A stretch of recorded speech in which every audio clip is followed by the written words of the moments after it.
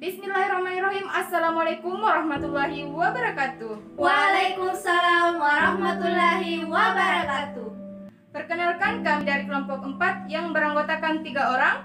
Saya sendiri atas nama Nuraini, Mirnawati, Jumra Alfaida, yang akan mempresentasikan materi tentang obligasi.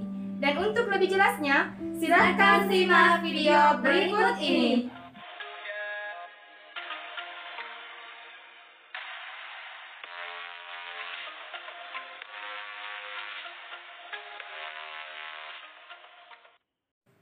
Perkenalkan, nama saya Nuraini, NIM 1903033131. Baik, adapun materi yang akan saya jelaskan yaitu ada 3 poin. Yang pertama terkait dengan pengertian obligasi, yang kedua terkait dengan kelebihan investasi obligasi, dan yang ketiga terkait dari kelemahan investasi obligasi.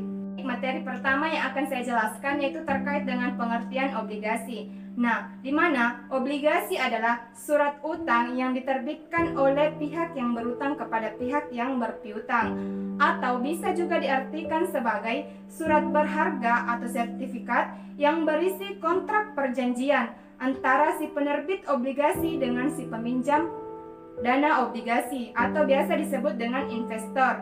Nah, di mana penerbit obligasi ini berkewajiban untuk membayarkan sejumlah dana ataupun kupon secara berkala sesuai dengan waktu yang telah ditentukan, dan juga membayar pokok utang ketika tanggal jatuh tempo obligasi. Selain itu, obligasi juga termasuk dalam surat utang jangka menengah panjang dan sudah terdaftar dalam bursa efek sama seperti saham, sehingga obligasi juga dapat diperjualbelikan di pasar sekunder. Dari yang kedua terkait dengan kelebihan investasi obligasi. Ada 4 poin yang menjadi kelebihan dari investasi obligasi. Yang pertama, investasi yang aman. Tidak bisa dipungkiri bahwa investasi obligasi merupakan investasi yang aman. Pasalnya, transaksi pembayarannya telah dijamin dalam undang-undang, yaitu dalam Undang-Undang Nomor 24 Tahun 2002, yang berbunyi, surat utang negara adalah surat berharga yang berupa pengakuan utang dalam mata uang rupiah maupun valuta asing, yang pembayaran bunga dan pokoknya dijamin oleh negara Republik Indonesia sesuai dengan masa berlakunya. Poin yang kedua, mendapatkan keuntungan berupa bunga atau kupon. Nah, ketika kamu memutuskan untuk melakukan investasi obligasi, maka kamu akan mendapatkan yang namanya kupon ataupun bunga. Nah, semakin panjang jangka waktu obligasi yang kamu lakukan, maka semakin tinggi pula nilai kupon yang akan kamu terima. Yang ketiga, pendapatan yang terjamin. Nah, investasi obligasi juga merupakan pendapatan yang terjamin, sebab dalam kontrak perjanjian sudah disebutkan secara pasti hak-hak yang akan diterima oleh peminjam dana obligasi atau biasa disebut dengan investor. Poin yang keempat yaitu bunga lebih besar. Bunga dari investasi obligasi jika dibandingkan dengan deposito yaitu bunga obligasi lebih besar. Jadi kamu akan mendapatkan keuntungan yang besar jika melakukan investasi obligasi. Materi yang ketiga yaitu kelemahan dari investasi obligasi. Ada 3 poin yang menjadi kelemahan dari investasi obligasi. Yang pertama, tidak bisa dicairkan setiap saat. Berbeda halnya dengan saham, investasi obligasi tidak bisa dicairkan setiap saat, sehingga jika kamu membutuhkan dana secara mendadak, maka kamu tidak bisa mencairkannya. Sehingga apabila kamu ingin melakukan investasi obligasi, maka kamu harus memikirkannya terlebih dahulu sebelum memutuskannya. Poin yang kedua, resiko uang tidak kembali. Nah, ini juga menjadi kelemahan dari investasi obligasi. Jadi, ketika kamu melakukan investasi dengan perusahaan yang mengalami kerugian, maka kamu tidak akan mendapatkan keuntungan. Bahkan, bisa saja pokok utang tidak kembali. Namun, hal tersebut biasanya terjadi dengan investasi obligasi yang dikeluarkan oleh perusahaan ataupun swasta. Akan tetapi, jika obligasi yang dikeluarkan oleh pemerintah atau negara itu sudah dijamin oleh undang-undang, jadi hal tersebut tidak akan terjadi. Poin yang ketiga yaitu resiko tingkat bunga. Resiko tingkat bunga dari investasi obligasi itu lebih tinggi dibanding dengan saham. sehingga suku bunga mempengaruhi nilai obligasi. Maka ketika kamu ingin menjual obligasi sebelum tanggal jatuh tempo, maka kamu akan mengalami kerugian. Perkenalkan, nama saya Mirnawati, NIM 1903031117. Baik, di sini saya akan memaparkan materi tentang jenis-jenis obligasi. Di mana jenis-jenis obligasi ini terdapat 11 bagian. Yang pertama yaitu obligasi suku bunga tetap. Di mana obligasi suku bunga tetap biasanya memiliki kupon tertentu dan biaya tetap, terus dibayar secara berkala sepanjang berlakunya obligasi.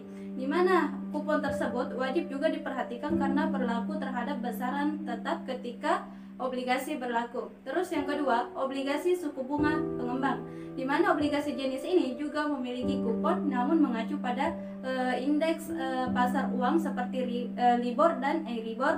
Jadi bagaimanapun besarnya biaya yang kita dapatkan akan berubah dalam waktu sewaktu.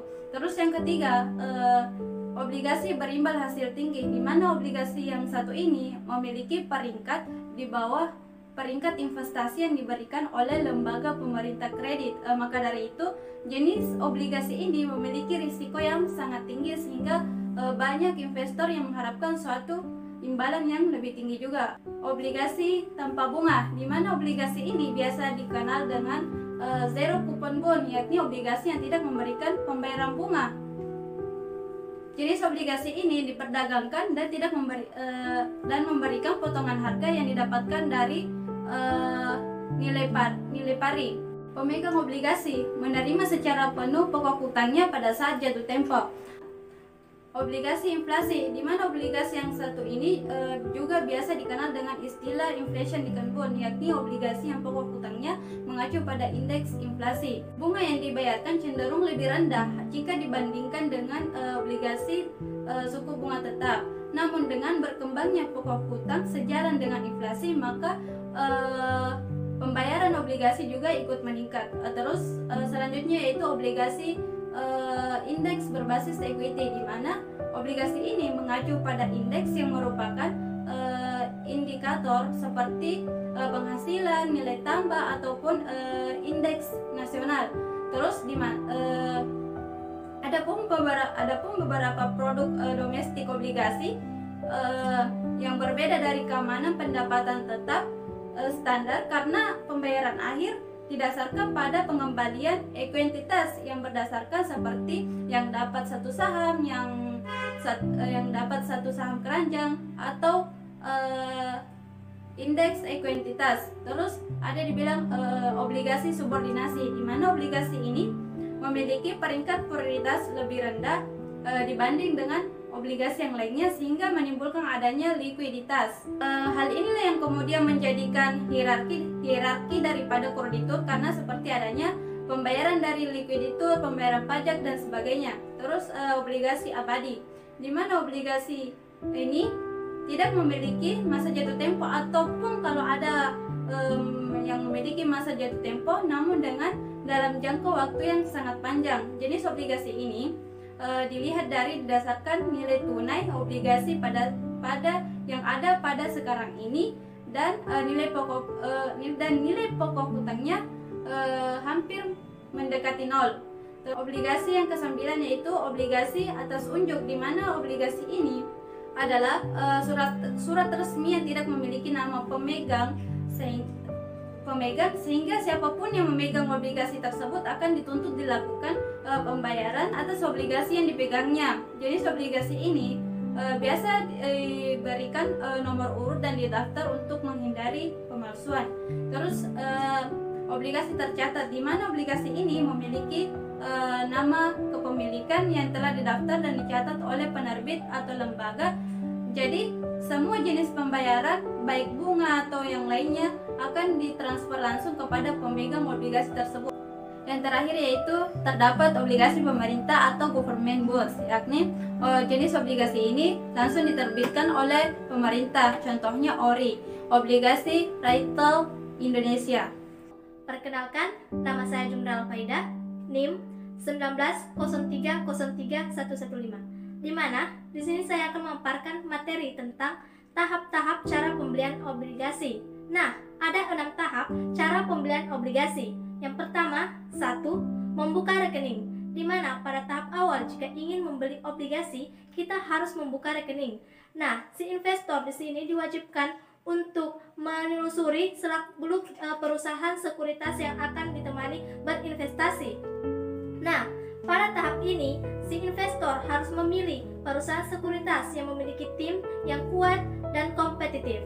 Tahap kedua yaitu paham dengan produk obligasi. Nah, pada tahap ini kita bukan hanya sekedar mengetahui apa itu produk obligasi dan jenis obligasi, pengertian obligasi, tetapi kita paham dengan jenis prosedurnya, bagaimana stabilisasi standar kustodian ini, bagaimana obligasi ini bekerja, bagaimana pendapatannya. Nah, tahap yang ketiga selanjutnya itu menganalisis obligasi.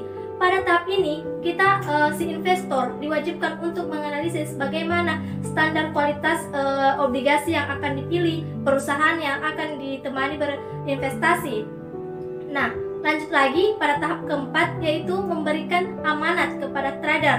Nah, kita pada tahap ini sedang hendak membayar obligasi yang akan dibeli. Nah, di sini kita sudah memilih jenis obligasi dan perusahaan obligasi di sekuritas tersebut. Lanjut pada tahap kelima yaitu mempersiapkan dana. Pada tahap ini tahap yang paling penting dalam pembelian obligasi, karena di sini jika kita telah memberikan amanat kepada trader, kita telah mempersiapkan dana sejauh mungkin, karena membeli obligasi itu harus memiliki dana yang tidak sedikit, karena membeli obligasi harus mempersiapkan dana yang cukup banyak.